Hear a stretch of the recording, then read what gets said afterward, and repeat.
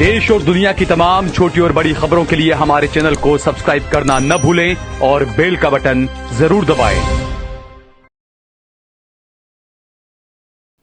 नमस्कार दोस्तों, स्वागत है आपका देश लाइव में और आपके साथ मैं हूं आशिमा त्यागी। दोस्तों, आज के वीडियो की शुरुआत एक तीखे दृश्य से कीजिए। जब युद्ध सिर्फ सीमाओं पर नहीं बल्कि नैरेटिव के मैदान में भी लड़ा जाता है, तब सच्चाई सबसे पहले घायल होती है। ईरान पर हालिया हमलों और उससे जुड़ी खबरों ने वैश्विक राजनीति को फिर से उबाल पर ला दिया है दोस्तों। और कुछ सोशल मीडिया पोस्ट जो हैं उनमें दावा किया जा रहा है कि इन हमलों में ईरान के सर्वोच्च नेता अली खामनेई की शहादत हो गई है, लेकिन अंतरराष्ट्रीय एजेंसियों की आधिकारिक पुष्टि अब तक सामने नहीं आई। दोस्तों, युद्ध के इस माहौल में अफवाहें और भावनात्मक दावे बहुत तेजी से फैलते हैं, इसलिए हर सूचना को तथ्यों की कसौटी पर परखना जरूरी हो जाता है। तो आज यही हम जानेंगे क्या है सच्चाई, लेकिन उससे पहले आप लोगों से अपील, इंसाफ की आवाज को बुलंद करने के लिए और सच्ची पत्रकारिता के लिए हमारा यानी देश लाइव का सहयोग करें। साथ ही डिस्क्रिप्शन में दिए गए लिंक को ओपन कर ज्वाइन बटन दबाकर आप हमसे यानी देश लाइव से सीधा जुड़ सकते हैं दोस्तों।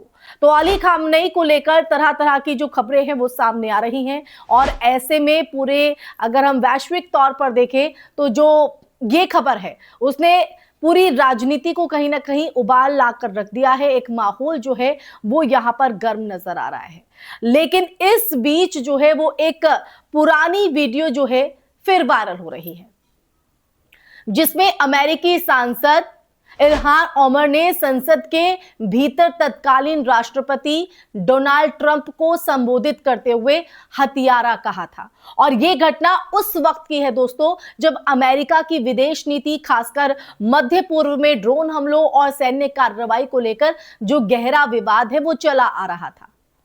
इल्हान ओमर ने रमजान के दौरान इस्लामिक देशों पर सैन्य कार्रवाई को लेकर नैतिक सवाल उठाए थे। उनका तर्क था कि धार्मिक संवेदनशीलता और अंतरराष्ट्रीय कानून दोनों की अनदेखी हो रही है। और उस वक्त ये जो बयान है वो अमेरिका के भीतर भी तीखी बहस का कारण बना था दोस्तों। अब ताजा जो घटनाक्रम है, अगर ताजा घटनाक्रम की हम बात करें तो रिपोर्ट्स के मुताबिक ईरान और अमेरिका के बीच जो परमाणु कार्यक्रम है उसको लेकर वार्ता अंतिम चरण में थी। ओमान की मध्यस्थता की भूमिका अहम मानी जा रही थी।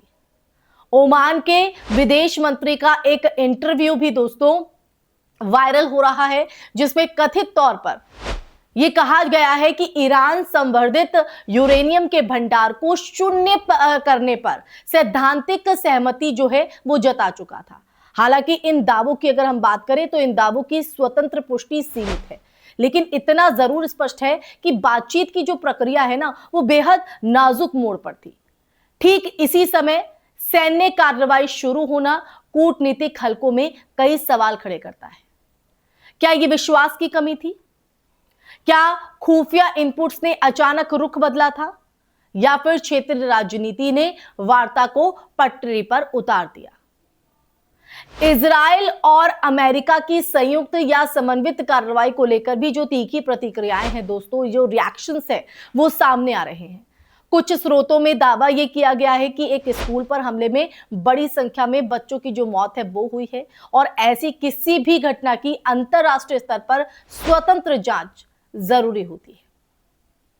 युद्ध के दौरान नागरिक ठिकानों पर हमले जो हैं वो अंतरराष्ट्रीय मानवीय कानून के गंभीर उल्लंघन माने जाते हैं दोस्तों, गंभीर उल्लंघन।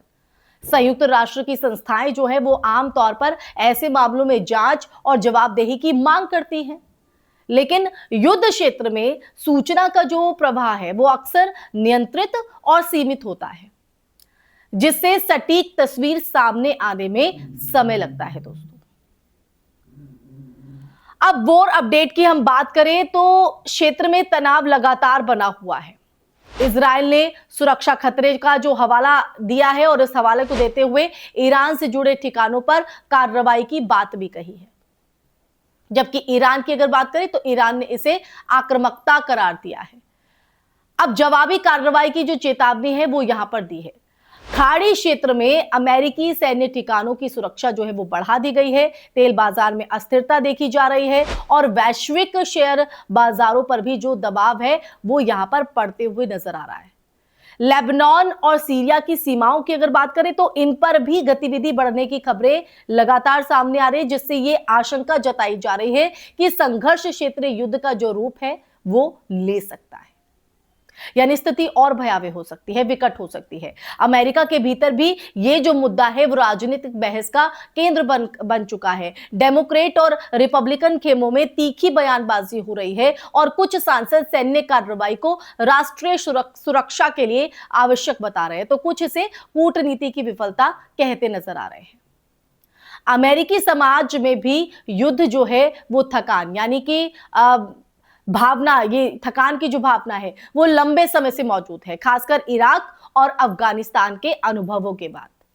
अब यही वजह है, यही कारण है कि जब भी मध्य पूर्व में नया मोर्चा खुलता है, घरेलू राजनीति में उबाल आ जाता है, मीडिया कवरेज पर भी सवाल उठ रहे हैं। क्या सभी नागरिक हताहतों को समान संवेदनशीलता से दिखाया जाता है? क्या भू राजनीतिक समीकरण तय करते हैं कि किस त्रासदी को कितना स्थान मिलेगा? अब ये जो प्रश्न है दोस्तों, ये प्रश्न सिर्फ किसी एक देश या मीडिया पर नहीं बल्कि वैश्विक सूचना व्यवस्था पर लागू होते हैं। डिजिटल युग में नैरेटिव की जो लड़ाई है वो उतनी ही अहम हो चुकी है जितनी जमीन पर सैन्य बढ़त। तो दोस्तों, आज की इस चर्चा के अंत में बस यही कि आप ये कह सकते हैं कि युद्ध की आग में सच, संवेदना और जो संतुलन है, तीनों की परीक्षा होती है और इतिहास गवाह है कि हथियार अस्थायी जीत दिला सकते हैं, लेकिन स्थायी शांति सिर्फ संवाद से आती है। जब गोलियों की आवाज धीमी पड़ती है तब दुनिया को फिर उसी मेज पर जो है लौटना पड़ता है जहां बातचीत अधूरी छूटी हुई थी, पूरी नहीं हो पाई थी। यानी आने वाले जो दिन हैं वो ये तय करेंगे कि ये जो संकट है वो व्यापक युद्ध बनेगा या कूटनीति को एक और मौका यहां पर मिलते हुए नजर आएगा। ये आने वाला वक्त डिसाइड करेगा, लेकिन अभी की अगर हम बात करें तो स्थिति बेहद भयावह और चुनौतीपूर्ण बनी हुई है। इसी के साथ दोस्तों, इस चर्चा में फिलहाल के लिए बस इतना ही। ईरान की पूरी स्थिति को लेकर किस तरह से वैश्विक माहौल बना हुआ है, देश लाइव ने पूरे सच और तथ्यों के साथ आपके सामने रखा है। अब ऐसे में इस पर हमें विश्लेषण की, आपके नजरिए की, आपके विचारों की जरूरत है, तो आप जरूर साझा कीजिएगा अपनी राय, और साथ ही ये वीडियो आपको कैसी लगी वो भी बताइएगा। इस वीडियो को ज्यादा से ज्यादा शेयर कीजिएगा, हमारे चैनल देश लाइव को सब्सक्राइब कीजिएगा। फिर हाजिर होगा देश लाइव आपके आवाज को बुलंद करने के लिए, आपसे सच को संवाद साधने के लिए। तब तक के लिए अपना ख्याल रखें। जय हिंद, जय भारत, नमस्कार।